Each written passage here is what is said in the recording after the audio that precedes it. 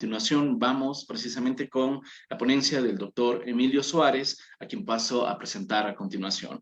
Él es abogado en libre ejercicio, tiene un máster en Derecho Constitucional por la Universidad Andina Simón Bolívar, es socio y gerente general del estudio jurídico Durini y Guerrero Abogados, es docente en los programas de maestría y especialización de Derecho Procesal y Derecho Constitucional en la Universidad Andina Simón Bolívar, es docente de pregrado en el Colegio de Jurisprudencia de la Universidad de San Francisco de Quito y también forma parte del Instituto Iberoamericano de Derecho Constitucional en la sección Ecuador.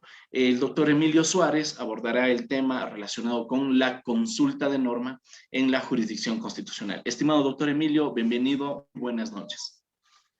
Muchas gracias, Damián. Buenas noches con todos quienes nos escuchan. Buenas noches, Salim. Aún veo que estás por aquí, te saludo afectuosamente. Muy interesante tu charla. Primero quiero agradecer por la invitación a Latin Juris, a Damián, quien me invitó de forma personal a compartir este espacio con todos quienes nos escuchan a través de la plataforma de Zoom y de la plataforma de Facebook.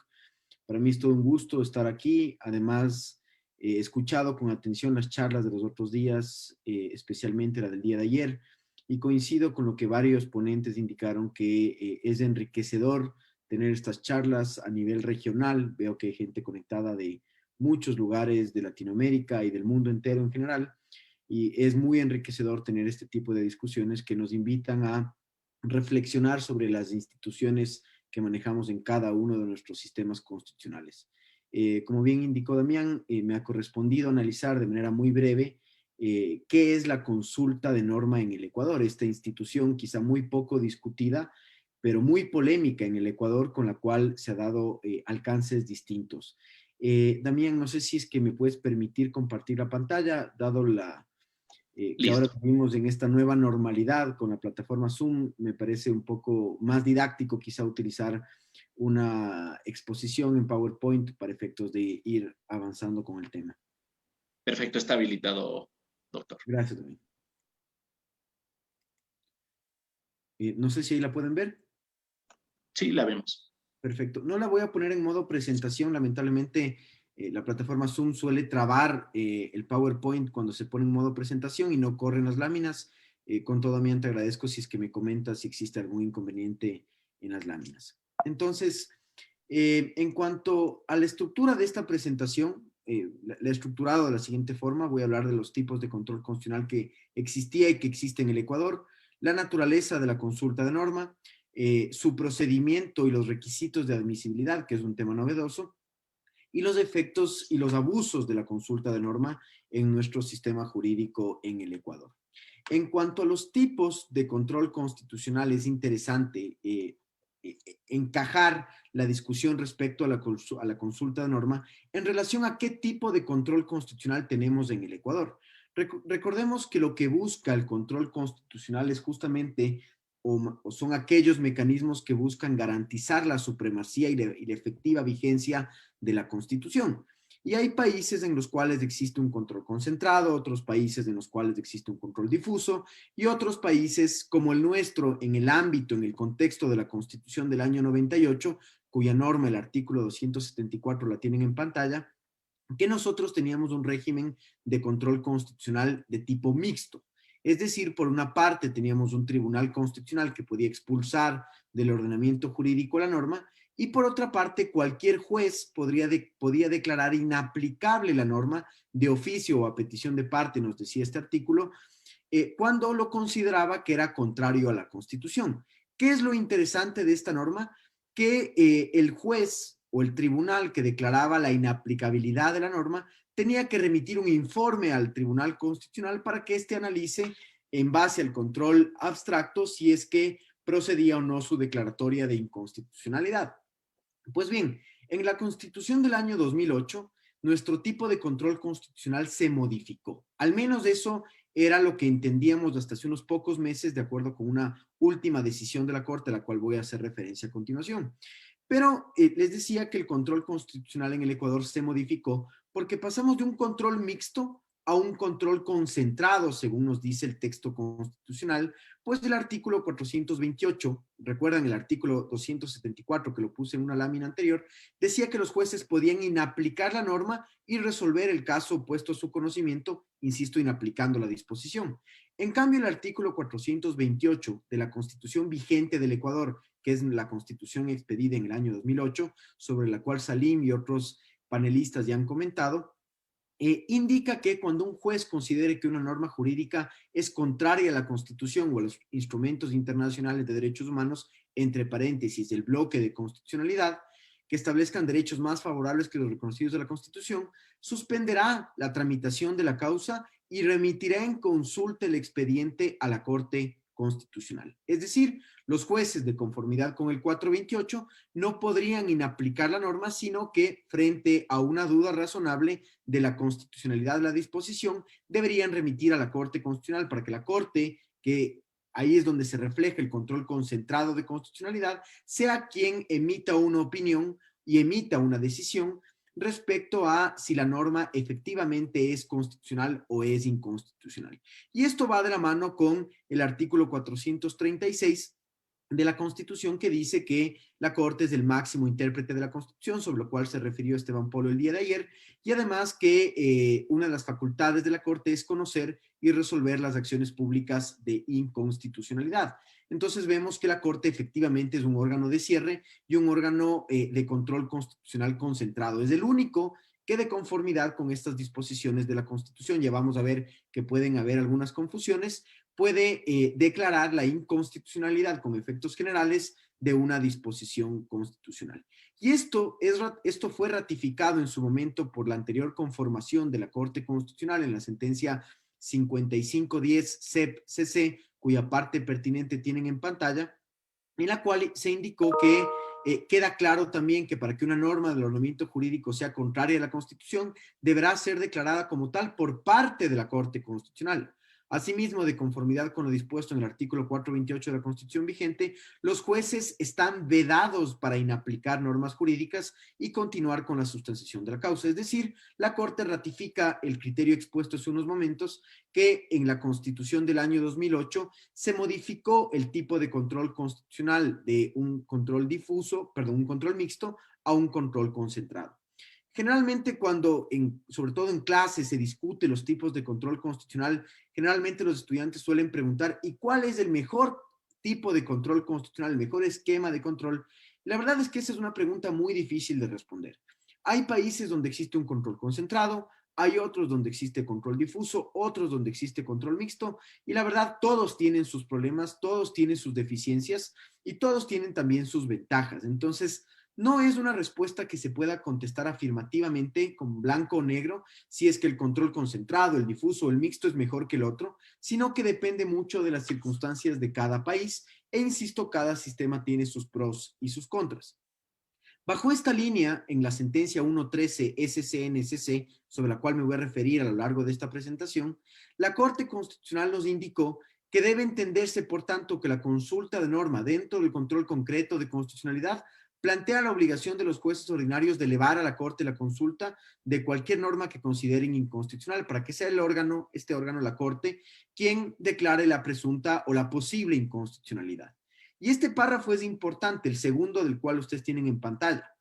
Y dice la Corte, en el Ecuador existe únicamente el control concentrado de constitucionalidad, por lo que le corresponde solo a la Corte la declaratoria de inconstitucionalidad de las normas, y nuevamente insiste en que los jueces no pueden dictaminar o inaplicar las disposiciones, sino que deben remitir en consulta, la famosa institución de consulta sobre la cual estamos hablando en esta presentación.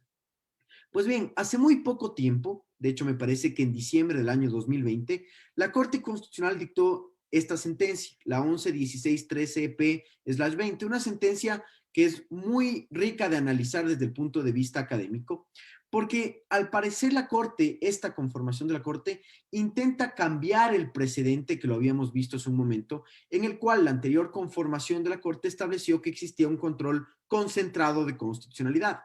En este caso, la Corte, en el párrafo 28 que ustedes tienen en pantalla, nos indica: Bajo este contexto se obtiene que si bien el artículo 222 del Código Civil hacía referencia en ese momento a la unión estable y monogámica de un hombre y una mujer, ya les voy a contextualizar un poco el caso, lo que hicieron los jueces constitucionales fue considerar que el caso concreto correspondía a la aplicación de una norma jurídica superior. Esto es del artículo 68 de la Constitución, para lo cual se empleó la regla de interpretación que los jueces consideraron pertinente conforme al ordenamiento jurídico vigente.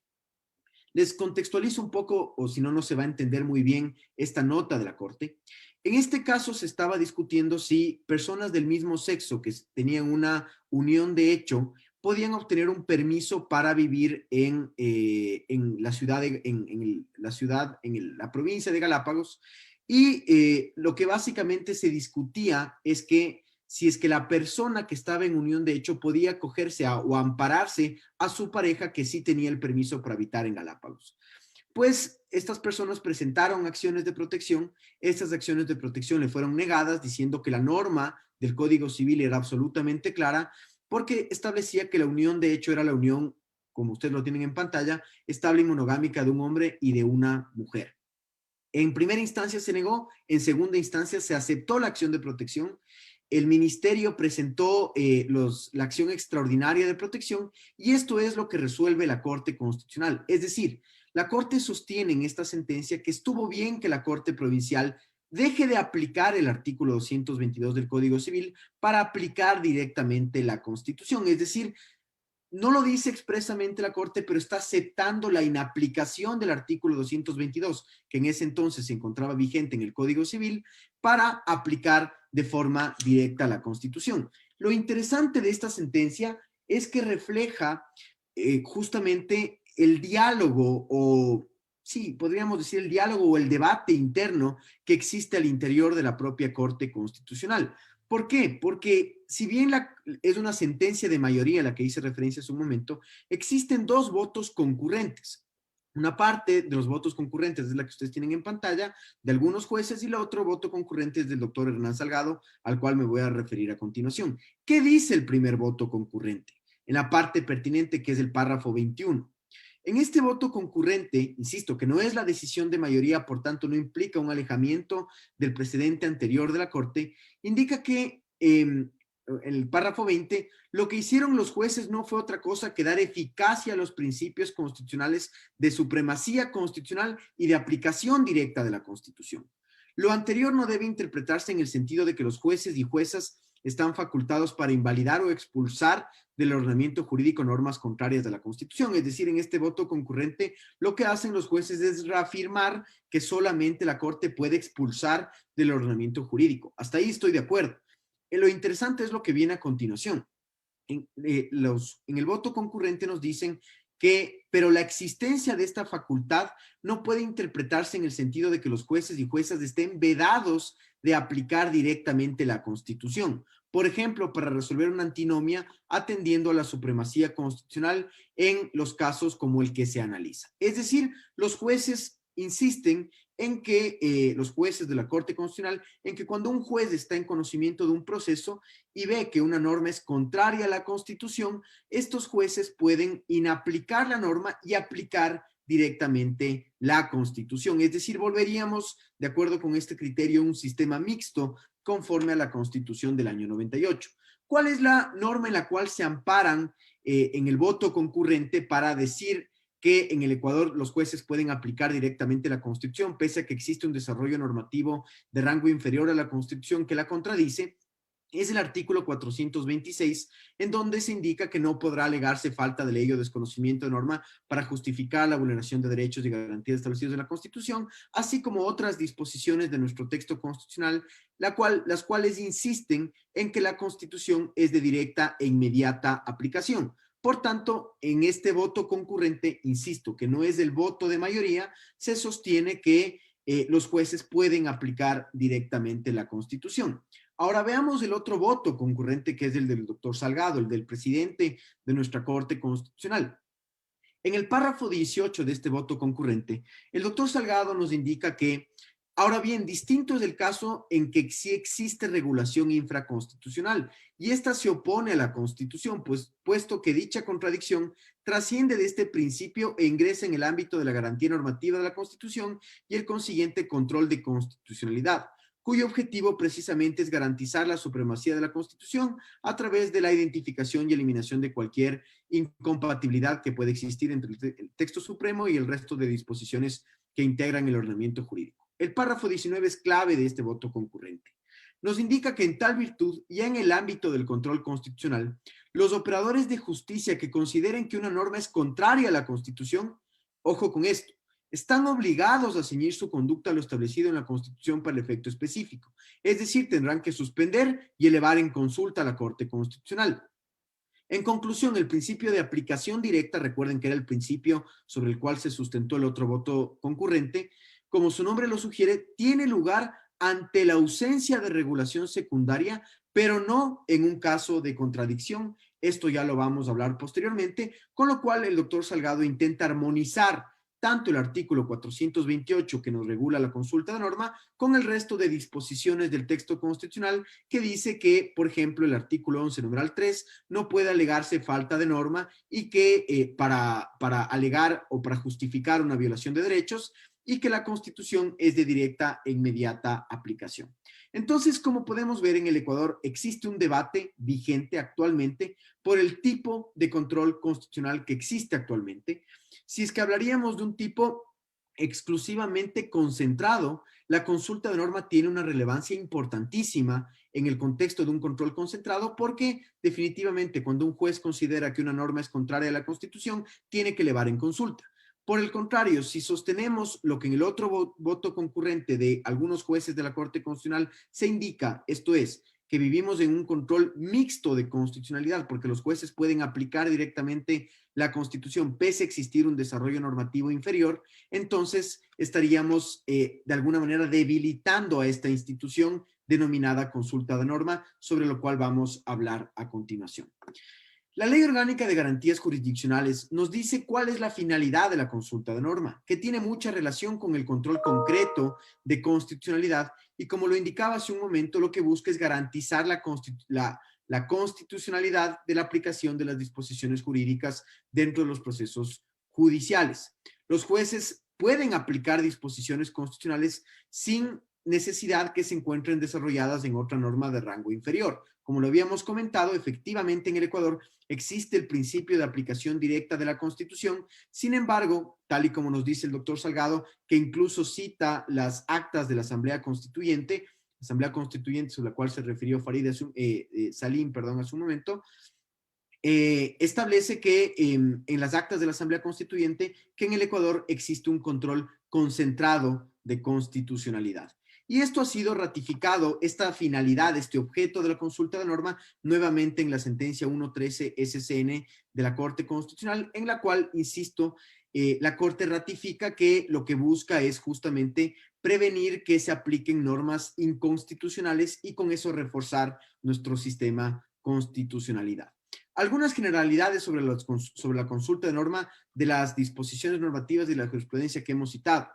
De acuerdo con los precedentes de la Corte, que están contenidos en las sentencias de las que hice mención, si un juez tiene duda razonable y motivada, ya vamos a ver que esto es un requisito de admisibilidad, sobre si una norma es o no compatible con la Constitución, debe elevar en consulta a la Corte Constitucional. Sin embargo, tenemos esta última sentencia de la Corte Constitucional en la cual se pone en entredicho el tipo de control constitucional que existe en el Ecuador, pues nos indica que el juez puede aplicar directamente la Constitución, lo cual implica dejar de aplicar o inaplicar la norma de rango inferior a la Constitución que se considera inconstitucional. En este sentido, para hacer un resumen, el voto concurrente del doctor Salgado distingue dos momentos.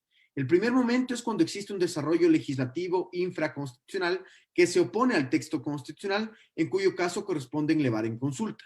En cambio, se puede aplicar directamente la Constitución cuando existe una ausencia de norma legislativa que desarrolle el precepto constitucional, insisto, en cuyo caso corresponde aplicar directamente el texto de la Constitución.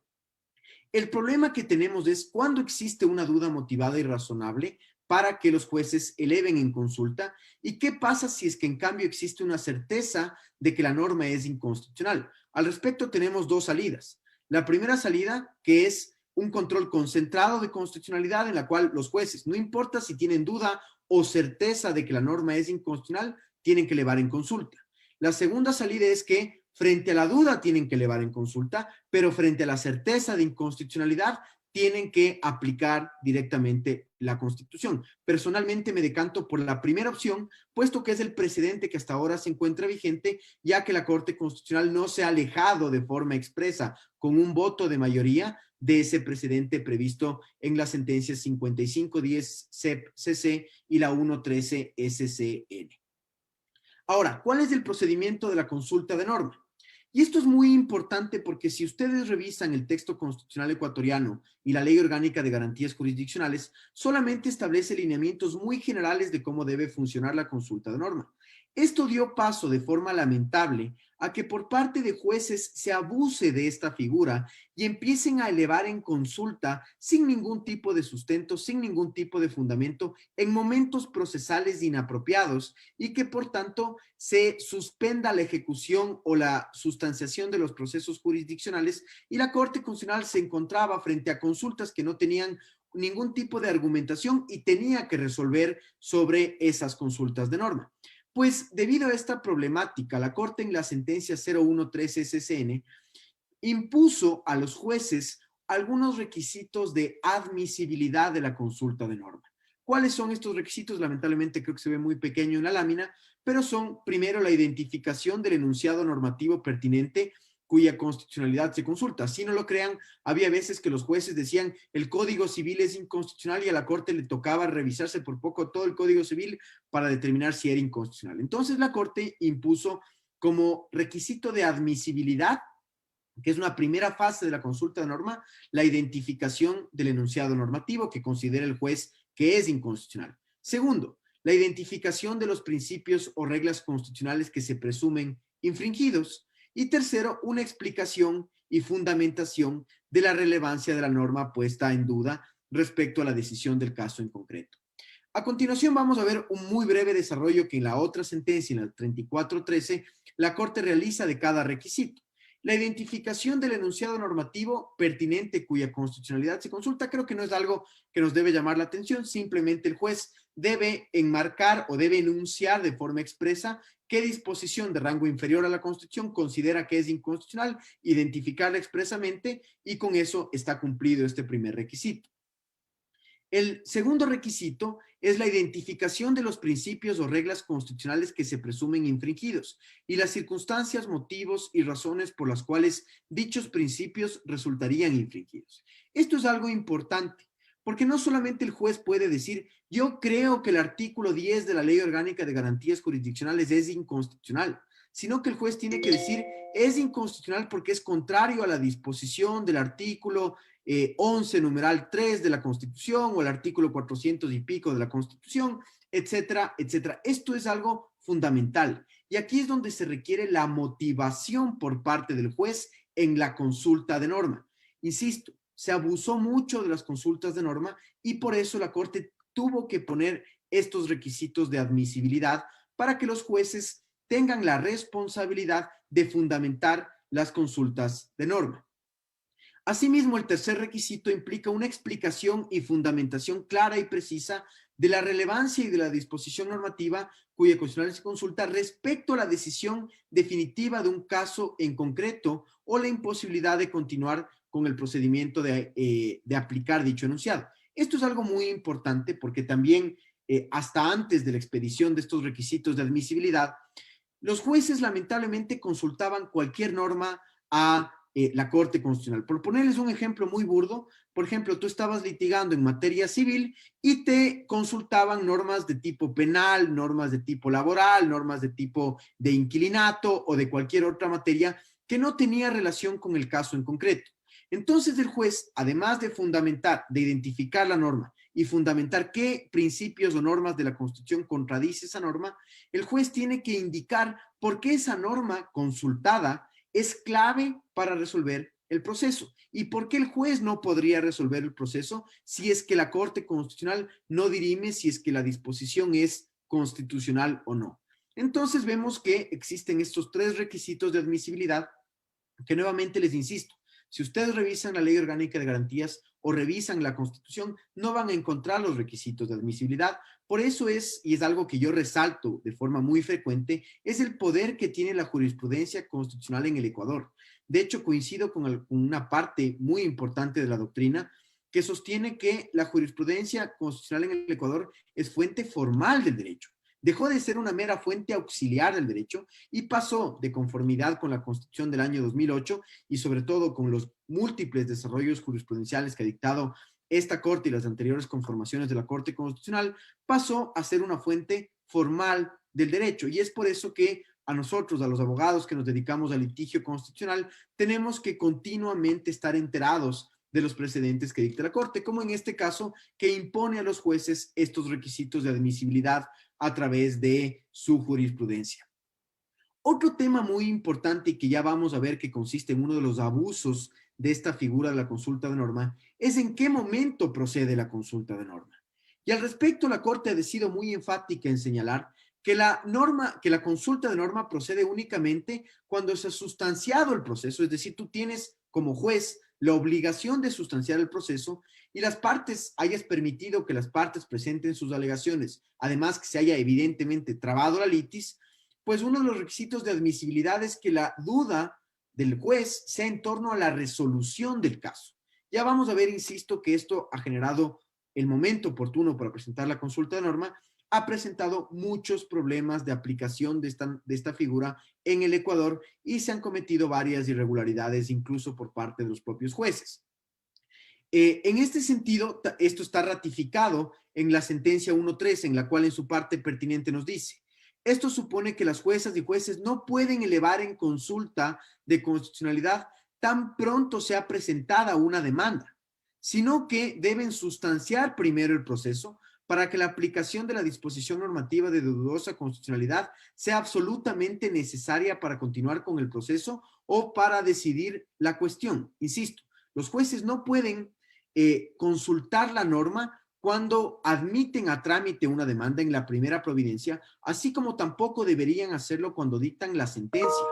La consulta de norma ocurre en la fase de sustanciación, por ejemplo, de la garantía jurisdiccional, y por ende es ahí cuando cabe esta consulta de norma y no antes y no después, debido a las características propias de esta institución. En cuanto al procedimiento, es interesante revisarlo, está previsto en el artículo 142 de la Ley Orgánica de Garantías. Básicamente nos dice que el juez, esto es un tema interesante, de oficio o a petición de parte, las partes procesales dentro de un litigio podemos solicitar al juez que eleve en consulta una norma que nosotros consideramos como inconstitucional. Ojo con esto, esta solicitud no es vinculante para el juez, queda a criterio del juez el considerar si la norma puede ser inconstitucional y por tanto depende de la decisión del juez de elevar en consulta. Luego nos dice que si tiene una duda razonable y motivada en que una norma jurídica es contraria a la Constitución o los instrumentos internacionales, suspende la tramitación de la causa y remite en consulta el expediente a la Corte, la que en un plazo no mayor a 45 días deberá resolver sobre la constitucionalidad de la norma.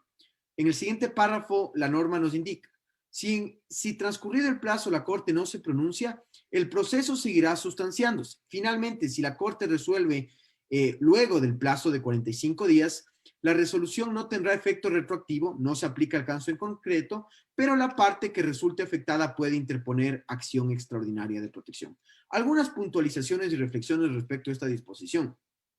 Insisto, los jueces pueden elevar en consulta a petición de parte o de oficio, pero el problema es que el proceso como tal se suspende por 45 días.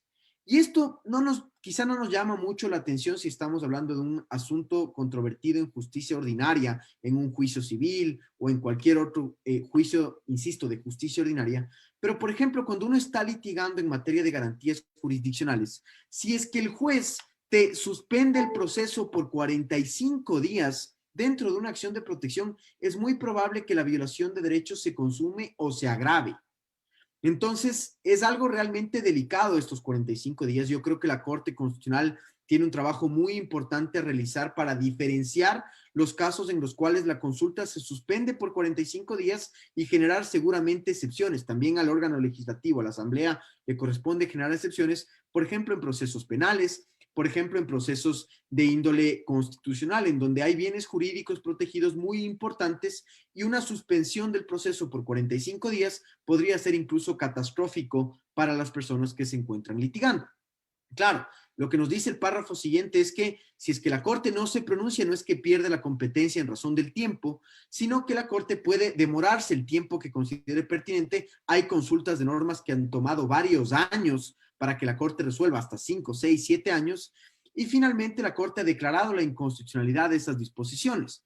El tema es que, como bien lo dice el artículo 142, si la Corte se demora más del tiempo de suspensión y declara la inconstitucionalidad, esas personas no pueden aplicar con efecto retroactivo la sentencia de la Corte, pero nos dice que pueden interponer acción extraordinaria de protección. No es materia de esta charla que me ha correspondido a mí en esta noche hablar sobre la acción extraordinaria de protección, pero ahí también hay otros inconvenientes debido a que el artículo 60 de la Ley Orgánica de Garantías nos indica que se tienen 20 días para interponer la acción extraordinaria de protección. Al parecer aquí la Ley Orgánica de Garantías está generando una excepción para esos 20 días debido a que si es que la Corte se demora 5 años y en 5 años te declara la inconstitucionalidad, queda abierta la pregunta si se puede o no en 5 años interponer una acción extraordinaria de protección, algo que sería muy interesante analizar.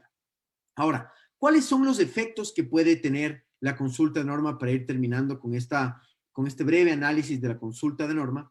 Los efectos son dos, que están previstos en el artículo 143 de la Constitución. El uno es un efecto de tipo control abstracto de constitucionalidad, es decir, que la Corte puede declarar la inconstitucionalidad de la norma consultada y expulsarla del ordenamiento jurídico, lo cual es un efecto, insisto, del control abstracto que tiene la Corte. Y en cambio el otro efecto previsto en el numeral 2 es que la Corte justamente puede darle el efecto interpartes, es decir, para el conflicto cuya norma se consultó, y también eventualmente darle un efecto para casos análogos. Y esto lo podemos ver en varias sentencias de la Corte Constitucional. Por ejemplo, tenemos la 1019 CN/19, una sentencia de hace un par de años, en la cual la Corte Constitucional justamente le hicieron una consulta de la Ley Orgánica de Garantías Jurisdiccionales. Aquí es importante indicar que este proceso se suspendió, la problemática a la que hacía referencia en su momento, y la Corte dijo que la norma no era inconstitucional siempre y cuando se entienda dentro de los supuestos fácticos que constan en el párrafo 22.1 de esta interesante sentencia, y en el 22.2 la sentencia nos dice que esta decisión de la Corte tiene efectos interpartes y para casos análogos. Recordemos, disculpen que vuelva a la lámina anterior, le está dando el segundo efecto de la disposición del 143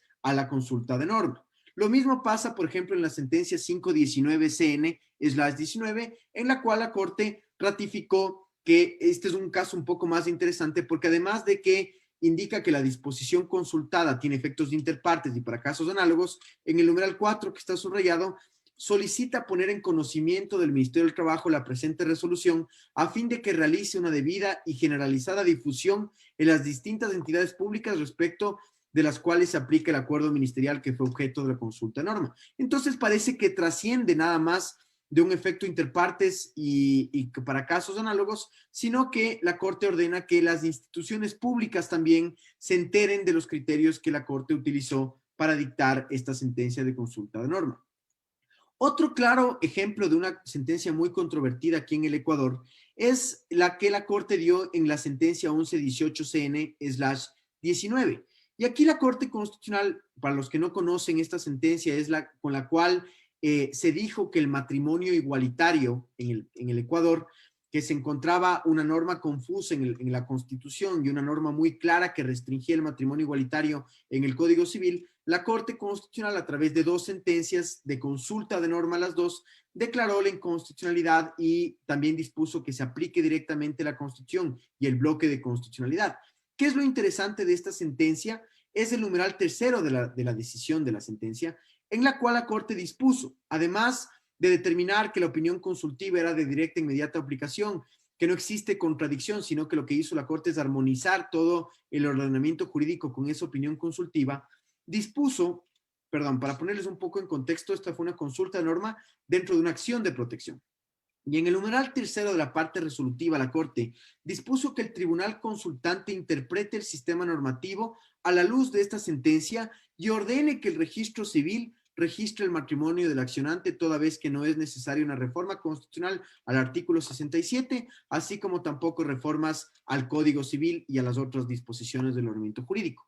Aquí, en mi criterio, la Corte comete un error porque trasciende sus facultades de únicamente decir si la norma es constitucional o no e ingresa en el control concreto de constitucionalidad disponiendo qué es lo que debe hacer el tribunal de apelación en esta acción de protección. Es decir, la Corte le dice, tu tribunal tienes que disponer tal situación. Para mí esto es un exceso de la Corte Constitucional, este numeral tercero puntualmente.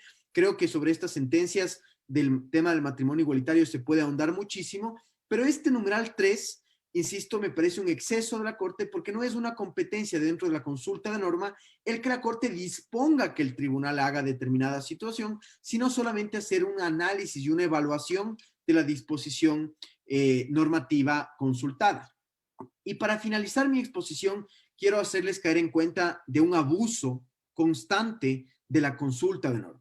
Por ejemplo, ustedes tienen en pantalla, he omitido los nombres y el número por un tema, pese a que los procesos son públicos, para no causar polémica dentro de esta charla, pero un juez dentro de una acción de protección conjunta con medida cautelar, para no leerles la parte pertinente de la calificación a la demanda, básicamente una persona interpuso una acción de protección conjuntamente con medida cautelar, el juez en primera providencia, lo cual la Corte prohibió en el precedente anterior que lo acabo de mencionar, en primera providencia resuelve dos cosas: conceder la medida cautelar hasta que se resuelva la acción de protección, y qué es lo grave de este caso, elevar en consulta, en la misma primera providencia, eleva en consulta disposiciones que no tienen relación alguna con el caso, incluso una de ellas que estaba ya derogada hace muchos años, y eleva en consulta y con eso suspende el proceso por 45 días hasta que la Corte, salvo que la Corte dicte una sentencia con anterioridad, que al menos ya han pasado más de los 45 días y la Corte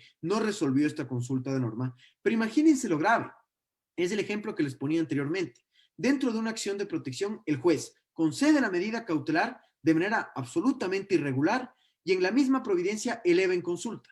La institución accionada presentó una revocatoria de la medida cautelar, ahí es muy cuestionable si cabía o no cabía la revocatoria, y el juez, sin resolver la solicitud de revocatoria, lo único que hizo es decirle, la norma se encuentra elevada en consulta, este proceso se encuentra suspendido, así que no puedo resolver su recurso de revocatoria. Entonces, como vemos, lamentablemente existen estos abusos. Por ejemplo, tenemos el otro caso de la sentencia 034 de una empresa muy conocida en el medio ecuatoriano, que en cambio en ese caso el juez aceptó una medida cautelar autónoma, suspendió la ejecución de una decisión jurisdiccional y una vez que aceptó, resolvió la cuestión controvertida, el juez elevó en consulta el tema a la Corte Constitucional. La Corte se demoró, si mi memoria no me falla, como 3 años en resolver la consulta de norma y hasta eso el juez seguía sosteniendo que el proceso se encontraba suspendido. Por tanto, para concluir mi exposición, es muy importante conocer tanto los requisitos de admisibilidad de la consulta de norma, amparados dentro del contexto de un control constitucional concentrado, que en mi criterio es el que aún persiste en el Ecuador, pese a que ya existe este debate interno al interior de la Corte Constitucional, y por ende, insisto, es la Corte Constitucional la que debe resolver estos temas que los hemos tratado brevemente en esta clase.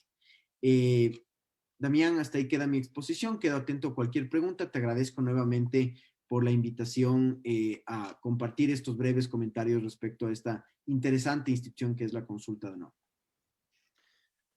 Muchísimas gracias, doctor, a usted por su participación. Muy interesante este tema y, claro, refleja esta realidad de que el tema de la consulta de norma es una cuestión altamente debatida todavía en nuestros días. Tenemos una pregunta por aquí de Carlos Baño. Dice, buenas noches, doctor Suárez. Las sentencias de la Corte Constitucional en todos los casos crean jurisprudencia que son de gran peso para las resoluciones en casos análogos por parte de los jueces.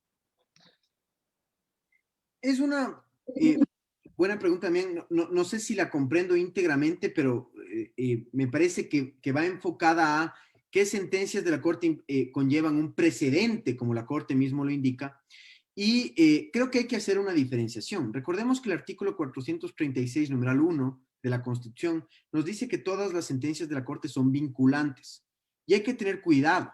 No hay que confundir la vinculatoriedad de las sentencias de la Corte con los efectos que puede tener la sentencia de la Corte. Porque recordemos que hay sentencias que tienen efectos netamente interpartes de una acción extraordinaria de protección, otras que la misma Corte puede modular los efectos de conformidad con el artículo 5 de la Ley Orgánica de Garantías y darles efectos interpares, intercomunis o erga omnes. Y también hay las sentencias de tipo precedente que la Corte puede, insisto, emitir con carácter erga omnes. Por ejemplo, las típicas sentencias con carácter erga omnes son las que se dictan a través del sistema de selección y revisión de sentencias. Esas, que es una de las facultades que en mi criterio es de la facultad más poderosa que tiene la Corte Constitucional, esas siempre van a implicar un precedente vinculante con carácter erga omnes. En cambio, hay sentencias de acción extraordinaria de protección que pueden tener solamente efectos interpartes. La verdad es que es muy complejo. Yo eso es una crítica que tengo a la Corte porque me parece que la Corte es un poco desordenada en cuanto a los criterios jurisprudenciales con carácter erga omnes que dicta, porque la Corte dicta, insisto, este tipo de precedentes, por ejemplo, a través de acciones extraordinarias de protección, a través de acciones de incumplimiento y a través de algunas otras facultades que tiene la Corte, y eso dificulta justamente el que se difundan estos precedentes vinculantes por parte de la Corte Constitucional. Pero para no dejar de contestar la pregunta, la verdad es que depende del tipo de sentencia que haya dictado la Corte. Todas las sentencias de la Corte son vinculantes, sin embargo, el efecto erga omnes tiene que darlo la misma Corte Constitucional. Recordemos que estamos hablando de control concreto. En control abstracto de constitucionalidad, siempre, evidentemente, el efecto va a ser erga omnes porque expulsa del ordenamiento jurídico la disposición cuestionada. Muy bien, doctor. Bueno, yo quisiera aprovechar el contexto de esta ponencia porque usted señalaba, estimado Emilio, que la situación actual en lo que a consulta de normas respecta haría que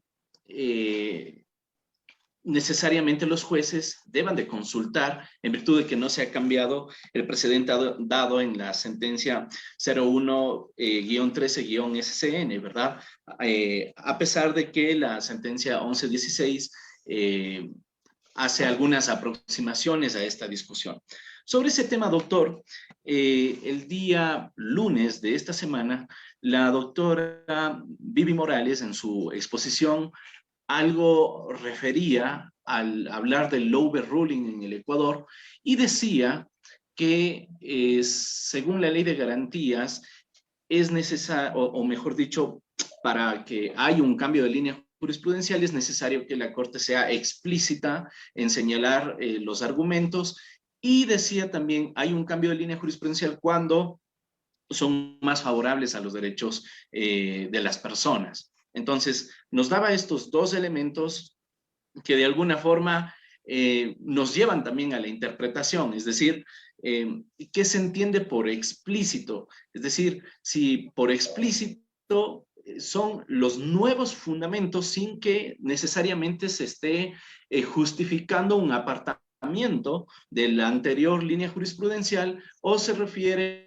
explícito en el sentido de ser expreso y decir manifiestamente, bueno, la Corte se aleja de su precedente y de aquí en adelante vamos a observar esta línea jurisprudencial, ¿no? Entonces, se queda como que también abierto al debate porque si es que consideramos en cambio el segundo elemento que viene siendo la interpretación más favorable a los derechos humanos, posiblemente la sentencia que más conviene sea la 1116 y no tanto la consulta de norma en todos los casos. Inclusive decía en caso de certeza, esa famosa sentencia, la 01-13 SCN, ¿no? Entonces, hasta frente a la certeza le cerraba las posibilidades y en esta 1116 se despeja ese criterio anterior.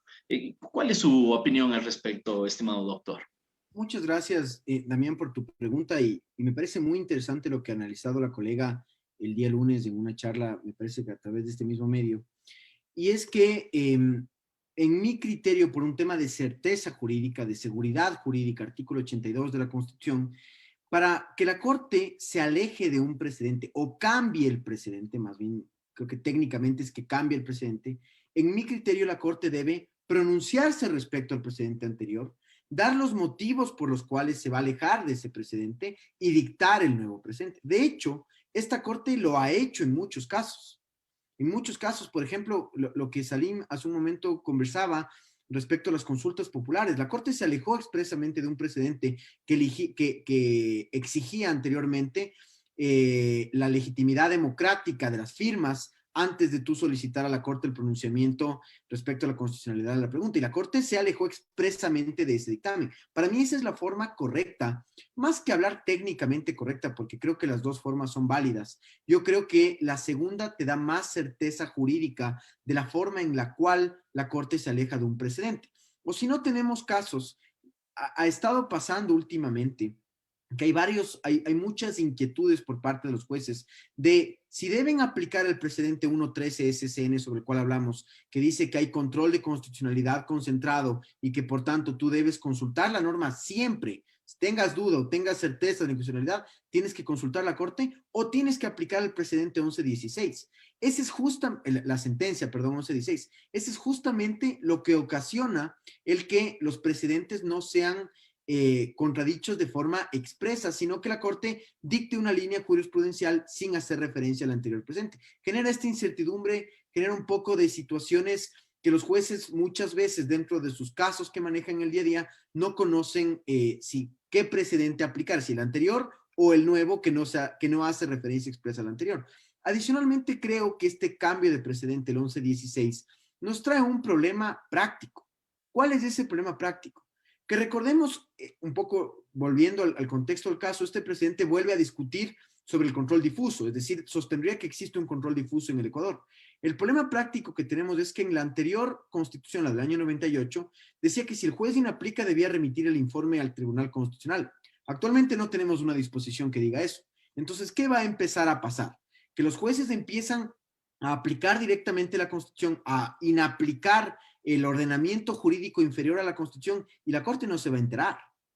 Se va a enterar si es que es una garantía jurisdiccional y los jueces remiten la sentencia para selección. Pero y en justicia ordinaria, en justicia civil, penal, etcétera, que los jueces van a empezar a inaplicar las normas. ¿Quién pone la vara además de la certeza o la duda razonable? Ese es otro inconveniente que al menos la Corte, si es que la línea es cambiar el precedente, debería aclararnos justamente para evitar estos inconvenientes y estas arbitrariedades por parte de los jueces. Muy bien, doctor, muy interesante el planteamiento. Y vamos con una última pregunta. Adriana Delgado dice, con tantos casos de violación de derechos humanos en Latinoamérica, ¿considera necesario que todas las constituciones sean fuentes de derechos y los fallos de tutela en sede Corte Constitucional tengan poder vinculante y sean erga omnes? Sí, a ver, la verdad es que creo que ya el constitucionalismo ha avanzado tanto que, salvo alguna excepción que no se me venga a la mente en este momento, las constituciones modernas son fuente normativa, son fuente formal. Ya no son un texto programático de un plan de gobierno que, perdón la, la frase, pero que te servía para arrancar la puerta, como a mí me decían muchas veces en clases en el pregrado, que me decían, vean, este texto de la Constitución no sirve más que para arrancar la puerta, pues no. Ahora la Constitución tiene un efecto normativo y creo que en la generalidad de sistemas constitucionales tiene un efecto normativo. En cuanto a la acción de tutela, me parece que la pregunta puede venir de Colombia. En cuanto a la acción de tutela, yo creo que no todas las acciones de tutela deberían tener efecto erga omnes, porque hay muchas acciones de tutela que solamente resuelven el caso en concreto, que resuelven, si me invento, en el juicio que Damián le sigue a Emilio Suárez, le violan sus derechos al debido proceso a Damián, entonces en ese caso la Corte va a resolver ese caso en concreto sin que su ratio decidendi genere reglas jurisprudenciales, más allá de aplicar tal vez precedentes anteriores de la Corte o de aplicar el mismo texto constitucional directamente al caso en concreto. Por lo tanto, me parece que no todas las sentencias de tutela contra sentencias, por ejemplo, en el caso colombiano, de las acciones extraordinarias de protección en el caso ecuatoriano, deberían tener efecto erga omnes. Yo creo que está muy bien que tengan efectos interpartes, en ciertos casos interpares y en otros casos erga omnes. Ok, estimado Emilio, muy interesante todos los planteamientos que se han dado en esta conferencia. Yo pues te quedo sumamente agradecido por acompañarnos. Espero que sea la primera de varias oportunidades y pues en nombre de todos quienes hacemos Latin Juris, una vez más, manifestar nuestro agradecimiento contigo y decirte que pues, las puertas de nuestra institución están abiertas para cualquier actividad académica o investigación que deseen sacar adelante. Muchísimas gracias, Damián. Gracias a Latin Juris y a todos quienes se han dado el tiempo de escucharnos esta noche. Para mí ha sido todo un gusto. Insisto, felicito y aplaudo estas iniciativas, estas discusiones, incluso como vimos las preguntas a nivel regional. Creo que es muy enriquecedor para todos los ordenamientos jurídicos el generar estas discusiones entre sentencias, entre ordenamientos jurídicos, entre disposiciones normativas, y ustedes lo han hecho con mucho éxito. Veo que mucha gente les sigue, que mucha gente se inscribe en sus cursos, y eso a mí nada más me llena de mucha alegría porque implica un desarrollo de los conceptos del derecho en el Ecuador y en la región en general. Te agradezco mucho, Damián. Muchas gracias, igualmente. Bien, y con todos ustedes, apreciados cursantes, pues indicarles que la ponencia del profesor Jesús Naveja vamos a tenerla que reagendar debido a que hubo un inconveniente. Él tenía un viaje dentro de México y pues estando en otra ciudad se complica que pueda conectarse y transmitir. Así que vamos a reagendarla y les estaremos comunicando. Por ahora, pues agradecerles a todos ustedes por su participación y los esperamos el día de mañana en la última jornada de este segundo módulo del curso internacional de Derecho Procesal Constitucional. Que tengan todos ustedes un feliz y reparador descanso.